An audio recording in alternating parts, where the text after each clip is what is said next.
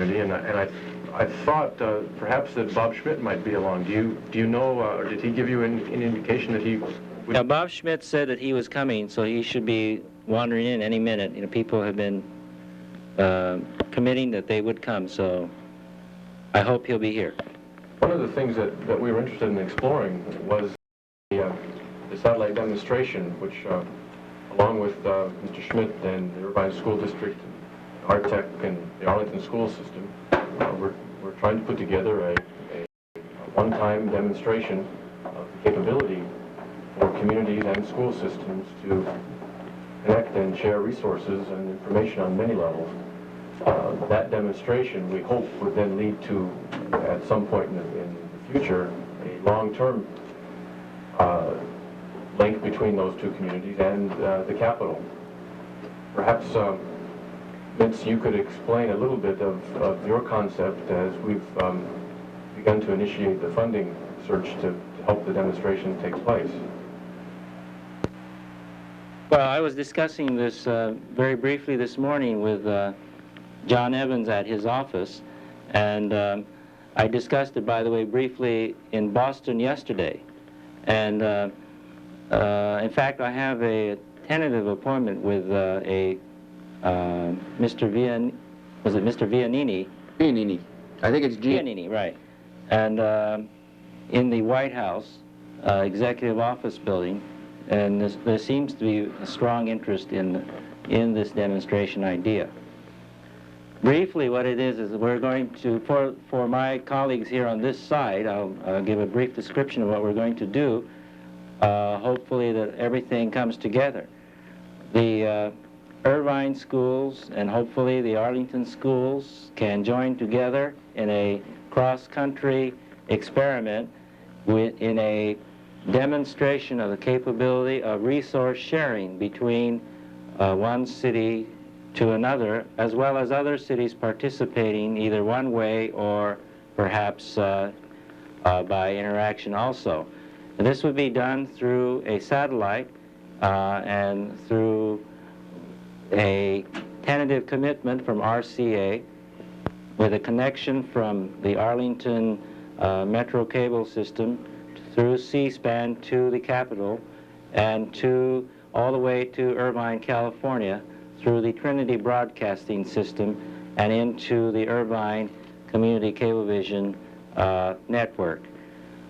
The curriculum that we propose is American history and the presidency.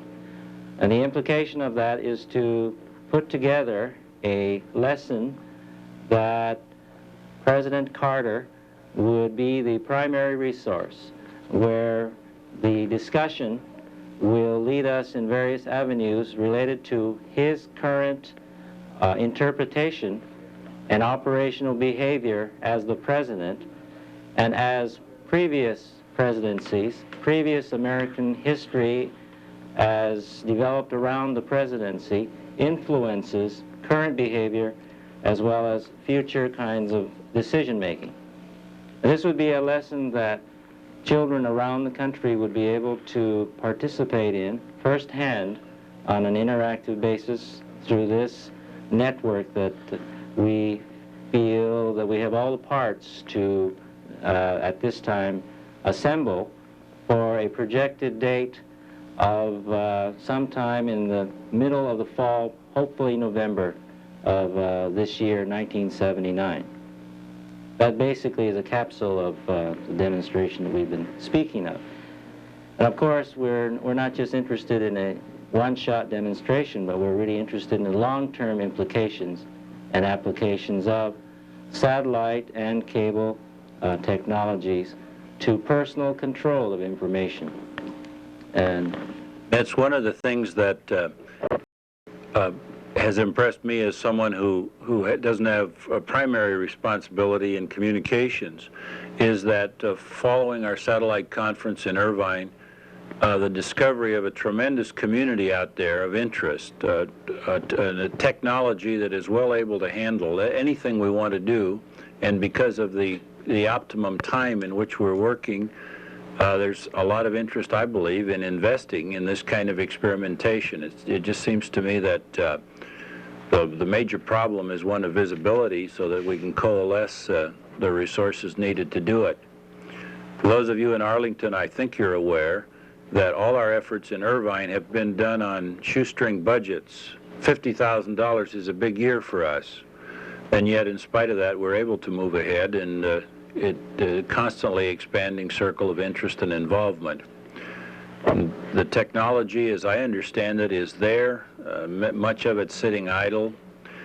The other one I would like to just kick off, and maybe Lee could comment on, has been our experience of working now for a number of years with children and with ourselves on our own interactive system in terms of how effective and natural a form of communication this is once people get over the notion that they're on television and just want to talk to each other. Lee, do you have any ideas on that? That was very obvious this morning as I watched the prior conversation. Most youngsters take to this medium, this interactive, very easily. Most adults don't. They are constrained probably by the feeling that they're on TV, and it's still a frightening notion to them. But if you could see youngsters talking with not only their peer groups, but with adults, I think you'd understand that a cross-country interactive thing is very exciting. We live in a community that's one of the premier planned communities in the country, and it is working quite well, not perfectly, and our youngsters are very quick to point out what the imperfections are. We also have a number of programs in our schools that we feel are exemplary and can be shared.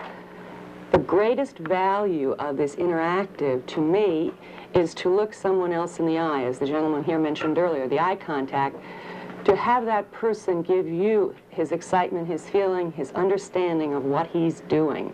That is the premier value of doing it this way. Words don't do it, pictures don't do it, but hearing a person really believing in what they're doing and sharing it with you is marvelous, and that's what the youngsters do. Even in Irvine, which is essentially a small town, the cross-town interaction on the video makes a big difference because we have villages and they have separate identities. Many of our youngsters never get to the north end of town, to the other village. How large is Irvine? Approximately 50,000 people. And how large is the cable plant? The cable plant? We don't, John, what- we don't have a plant. Well, we do, Stan. We don't run it. John, you mean homes served or miles The number covered? of miles of coaxial cable that's in the ground. I would ask. It's around 300 miles, and it serves about 15,000 homes. 20. Between 15 and 20,000 homes. We just added about, how many homes in Northwood, Lee? Would you get? Oh, yes, quite a few. And again, the cable goes in before the homes go in, so when you have that development, it's instantly cabled. So you're adding, 3,000 at a shot. But it's an extensive cable system. 90% of the community is cable. What percent of the homes in Irvine have cable? 75% of the homes, other than the last 3,000 that they just mentioned, 75% of the homes are served and are using the service. Subscribe. But they all have it. All you have to do is pay the bill and they're hooked up. Let me add another dimension. We talked about Arlington, our company, along with our sister company in Alexandria called Alexandria Telecommunications, which is a community of 51,000 homes and approximately 110,000 people. We're competing for the franchise. We're hopeful that we'll get the franchise, and if we do, then we'll have 130,000 homes under franchise, which would mean that we should have somewhere around 40,000 homes by the end of mid to end of 1981. Now, what we're doing in Alexandria is very similar, utilizing the technology and the experience which we've learned here. Is we're building a backbone public service cable, which will be a B cable in addition to the consumer cable. And this would be, as we're doing in Arlington, this will tie in the public service agencies, the libraries, schools, hospitals, senior citizens groups. And that will in turn be interconnected with Arlington, so there can be a cross-resource sharing, assuming we're successful in getting the franchise. You probably have heard of C-SPAN. I just might say that that's moving right along. I attended a meeting this past Monday And we are prepared to, we are in fact putting the microwave system in between Capitol Hill and our head-end site. And as you perhaps know, C-SPAN is the cable satellite public affairs network by which we'll carry the gavel-to-gavel proceedings of the U.S. House of Representatives live every day from 10 o'clock in the morning until whenever they retire. The signal goes from Capitol Hill to our head-end site and then out to a satellite uplink, which is in Springfield, Virginia, and RCA Satcom 1, and then it's transponder 9, and then it's distributed nationwide. We have petitioned the Metro, which is our subway system here, to put a cable link between Arlington and Capitol Hill so that we can have the two-way interactive capability with the Congress. This, of course, we could then satellite to you all, and by using the Trinity uplink, we can get the two-way interconnect so necessary. So that kind of brings you full speed. C-SPAN is moving ahead. We're looking at a target date of the 5th of March to actually begin transmitting the House proceedings. And of course, this link then can be used for other things in the off hours. At the head end over in the Capitol, what flexibility will there be in terms of the various resources that are in Washington? Can we go to the Smithsonian, to the National Gallery, so on? Yes, I think that can be done. We might want to think about a small ENG kind of mobile van. We are anticipating putting such a mobile van into Arlington within the next 12 to 18 months, I would think, and that can be certainly made available. I don't know whether we'd use a microwave link from Capitol Hill or whether we just microwave it to our head end directly from the Smithsonian, but all that's certainly very possible. Likewise, I might add that the California senators and congressmen could teleconference just as we're doing right now, except they could do it perhaps in their office if we got the Metro cable in. And you could have your school children and college students ask them questions in real-time basis. Lee, on the way in, John, Lee and the rest of us were riding together, and she had a question about the timeliness of that. Do you have any idea of when that's going to... Well, March 5th is the date that it's a tentative date. It'll slip by a day or two if it slips at all. But I was up on Capitol Hill, and the Congress has purchased the $2.5 million worth of camera equipment. The cameras have already been tested. The lights are in.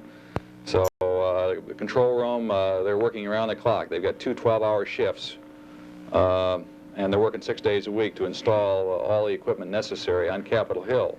All of our microwave equipment is in our warehouse, and the paths, the licenses have all been let, so we're set to go. Is that just for the House of Representatives? That is just for the House of Representatives. Are there plans for the Senate? Not at this time. The Senate